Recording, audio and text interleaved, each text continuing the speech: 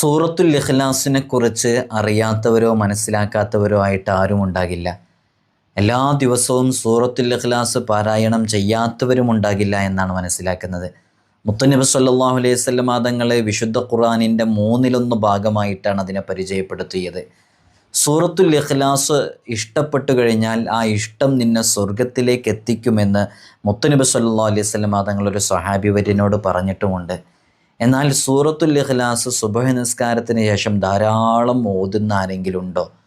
വലിയ നേട്ടമാണ് അവന് ലഭിക്കുന്നത്. അള്ളാഹുവിലേക്ക് ഏറ്റവും കൂടുതൽ അടുത്ത് ജീവിക്കുന്ന സിദ്ദീഖീങ്ങൾ എന്ന് പറയുന്ന ഉന്നതമായ സ്ഥാനത്ത് വിരാജിക്കുന്ന ആളുകളുണ്ട്.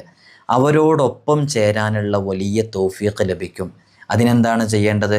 സൂറത്തുൽ ഇഖ്ലാസ് വളരെ ലളിതമായ സൂറത്ത്, അള്ളാഹുവിൻ്റെ ഏകത്വത്തിനെ, വഹദാനിയത്തിനെ കൃത്യമായി വിശദീകരിക്കുന്ന ഈ സൂറത്ത്